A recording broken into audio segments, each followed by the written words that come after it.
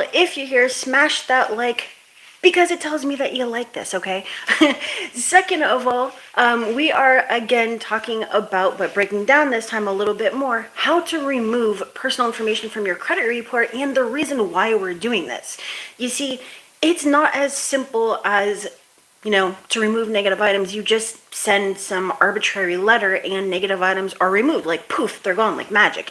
It's much more convoluted and a little bit more difficult than that. But I'm going to try to break this down as simple as I can. I didn't do a lot of writing on my whiteboard because I can't really tell without opening like my laptop and whatnot if you are seeing a mirrored image or if you're seeing it the correct way, because it's backwards to me. So that's why we just have some boxes here. So how to remove personal information from your credit report, why we're doing this, and the entire association between your personal information and your negative items. All right, so it's pretty simple. Now, before we move forward, if you haven't done so already, make sure to subscribe for all things credit and removing them from your credit report so you can increase your credit scores, you can remove your negative items, and you can go out and get those loans and credit cards and all that stuff, right? And a bag of chips, all right? And yes, I know we're going live a little bit late tonight, but I have clients, I have a family, I'm a mother, so sue me, okay?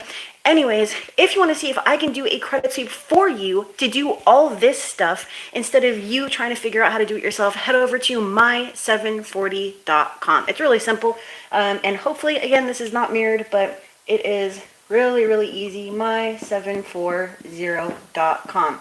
Schedule a call with me and I will see if I can help. Now, let's get to this. Why do you need to remove your personal information first before disputing your negative items? It's really, really simple. So over here, we have our report, and over here we have our addresses, our names, our addresses, our dates of birth, our social security number, the last four, not the entire thing, all these different identifiers on our credit report, right? And we also have our accounts, all of them, positive, negative, all of that. And guess what? When these are added to your credit report, they are also added with your name, your date of birth, your social, your address, right? So that's why you may see 20 different addresses and 15 different phone numbers. Now, while that may seem like, okay, well, yeah, I have a lot of addresses, a lot of phone numbers. What's the big deal, Kristen? Well, the answer to this is very simple. Every single time that you have a negative account, I'm not too worried about positive ones. We're only talking about negative ones right now. But when every single time you have a negative account that is attached or, entered to your credit report, all of those other identifiers come with it. And the importance of this is very, very simple. And my mic is over here, so hopefully when I turn my head this way, you can still hear me, but your negative accounts are attached to your personal information. And what we want to do is basically break it so that the bureaus cannot just go and say, oh, because there's an address that is attached to this account, we no longer have to do an investigation and it is verified as accurate. So for those of you who think that there's some 15 people sitting around a table that are just reading your letters and saying, oh, well, I really think that we should help John out and Jane out and just remove these negative items because, oh, they're such a good person. It doesn't work like that. Your letter is literally opened by a machine and fed into another machine that then reads the letter and, codes it and categorizes it and puts it into eOscar, right? That's another subject for another day, but the important thing here to remember is that it's all automation. So if they can get rid of you quickly, then that is what they're going to do. And we want to stop that as fast as possible and get an actual investigation, okay? And it's a little bit more work on your behalf as a consumer, and if you are a business actually processing these for clients, but it's going to pay off in the long run. So let's say that you pull your credit report today, right? You pull your credit report today and you're like, okay, I want to dispute this and this and this and this and this. You're not first going to dispute those things. You are first going to write a letter and include all the addresses, right? So if I pull my credit report today, I want to have a letter that is ready in a couple of hours, right? You're going to send that letter out with all those extra phone numbers, addresses, names, and your name should only report as your actual name. So my name is Kristen Vargas. It should only say Kristen Vargas. It should not have my maiden name. It should not have Vargas Kristen. It should not have K Vargas, so on and so forth, right? I mean, you get the hint, right? I mean, it really should just be your legal first and last name. I've seen all sorts of different spellings. They spell my name with an E instead of an I, and all of these things that are added in by humans, right? Most of the time it is a human that is doing this. You're going to see all these different errors, and that's why you end up with all these different things that are populated on there instead of just one name, one address, one phone number, even if that's the only place you've ever lived your entire adult life, right? Ever since you first started having credit. So we want to remove all of that extra stuff. So you're going to put all those addresses, all those names, all those phone numbers into this letter, and you're going to send that out. Okay. We don't have to wait a full, 30 days or so before sending out a dispute on the actual accounts, but we want to wait at least 2 weeks because we want for there to be time for this to actually be processed. I don't even want to say investigated or anything. I want to use the word processed. We want to give time for it to be processed so that we can then go and dispute the actual accounts. And hopefully this one letter is going to remove these addresses, these names, and whatnot, okay? So the reason, again, that your accounts can be immediately verified as accurate without an investigation is very simply because of the geographical code that attaches your account to your personal information, right? So if I went to, Kaiser Permanente Hospital in the Bay Area in California, obviously my address is going to be in California, and when it hits my credit report, it's actually going to be attached to that address. When I dispute it without doing a personal information dispute, they're going to say, oh, wait, this address that was entered at this hospital is actually attached there. So it has to be you. It has to be yours. And therefore, it is verified as accurate and it's going to stay on there. There was no, actual letter being forwarded to the collection agency. There was no investigation. There was none of that stuff. It is very simply that geographical code. And you're going to see this if you go and get a credit report directly from the credit bureau. So if you write a letter, we're not looking at a credit monitoring. We're writing an actual physical letter to the bureaus to request a physical credit report. You're going to see these codes that are on there that attaches that. So the way that we make it so that we have our accounts on the report and no addresses to attach it to is, like I said, by writing a very simple letter. It can be as in-depth or it can be as simple as you want it. I don't care if you use a template for this. You know that I am 100% anti-template, but for this specific situation with removing your personal information, a template is fine. You can even go into privacy laws if you want to. It doesn't matter. The entire point is to say, I did not live at, or I was never associated with this address. This is not my name. This is not my legal name. That name is no longer mine. Whatever it is that you want to say to remove all the extra names, addresses, phone numbers, etc. Now, one thing, just as a side note, it just popped into my head. Have you ever applied for something? Let's just say, not even applied for, but like try to sign up for something and you first have to like verify your identity. Even with Identity IQ and Smart Credit, you first have to answer those 4 or 5 questions. All of that stuff is generated from your credit report.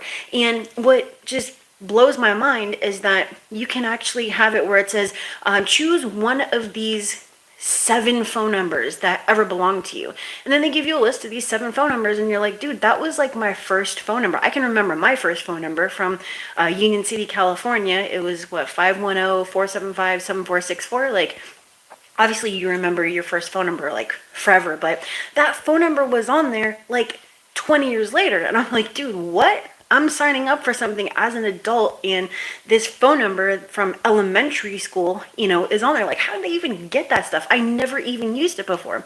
So that's the reason that you're going to see all these different things that just show up on your, not on your credit report, but on your security checks when you are trying to sign up for something. We want to remove those things, not just because it makes it more difficult when you are applying for something or signing up for something, because it can get annoying, especially when you get denied, right?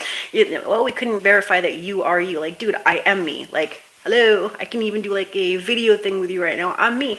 None of those things matter. All we want to do is remove this stuff, and it can easily be done just by having the proper information from your credit report, the proper letter, and sending it out religiously.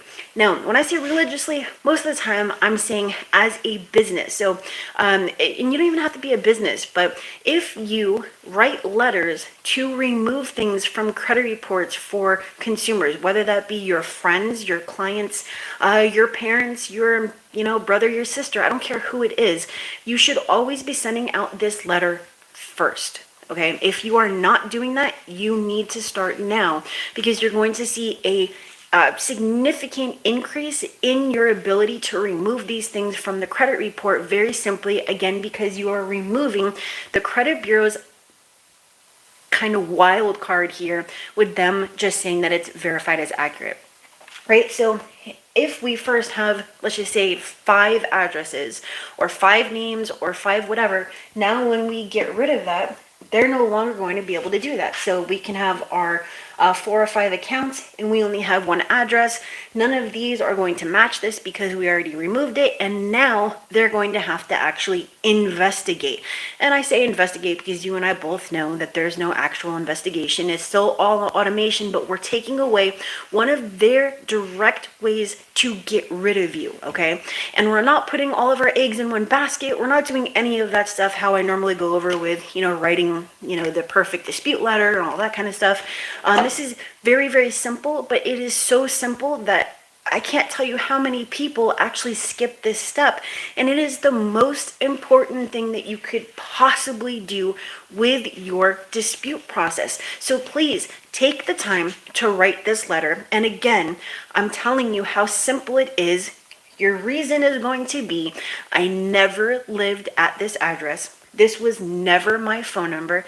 This is not my name. And you can even look up, just do a Google search, different ways to say I never lived somewhere, different ways to remove, personal information from my credit report, and specifically for the wording, so that you're not just giving 15 addresses and saying I never lived there, because that's highly implausible that there would be 10 or 15 addresses or 10 or 15 phone numbers, and that they all don't actually belong to you, or that they, never belong to you, okay? So what you're going to do is you are going to just put your personal information at the top. You're going to put a date, you're going to put the bureaus, and you can even list all 3 bureaus on there and send out that same letter. It doesn't matter, okay? As long as you are including all the information that is on the credit report under personal information, I could really give a crap. I have tested it over 12 years. It does not matter. All they're going to come back and say is, we don't have the address for you. And that's fine. Okay, move on. Go to your, go from personal information over into your actual account dispute. So if you're just joining now, because I see the numbers going up and down, if you're just joining now, what we're going to do is we're going to remove the credit bureau's ability to immediately verify your accounts by removing your personal information, addresses, names, phone numbers from your credit report, including, don't forget, your social. It should be the actual last 4 digits of your social. It should not be anybody else's. And yes, there can be a merge of your information with someone else's, because we're just running a query in a database. And we're going to do that by submitting a letter, as simple or as law heavy as you want it to be, as long as you were using the actual privacy laws and USC codes for that. And when we remove it, now we're going to have 1 name, 1 address, 1 phone number, 1 date of birth, 1 social on our credit report, and the bureaus are not going to be able to match any of these accounts to any of our personal information unless it really does belong to that, one name, one address, one phone number. And it's going to allow us to get faster results, sometimes significantly faster than just sending out a dispute letter without removing our personal information. Okay. And your letter can start, just by saying, I'm writing this letter because you are reporting inaccurate personal information on my credit report that I would like for you to remove. And you would put, the information at the top of my letter, or this information here below is the only one that should be on my credit report: your name, your social, your date of birth, your address. Don't even put your phone number on there. I don't have a phone. I'm broke. I don't have a phone. Whatever, right? And then you're going to list, these are the names that should be removed from my credit report. These are the addresses that should be removed from my credit report. These are the phone numbers that should be removed from my credit report. This date of birth is not mine. This social is not mine. Thank you. Please send me a new credit report reflecting these changes. Once that is processed, sometimes it could be 30 days, sometimes 45, sometimes 60. You never know with the bureaus. Now you'll see the changes in your ability to remove your negative items, right?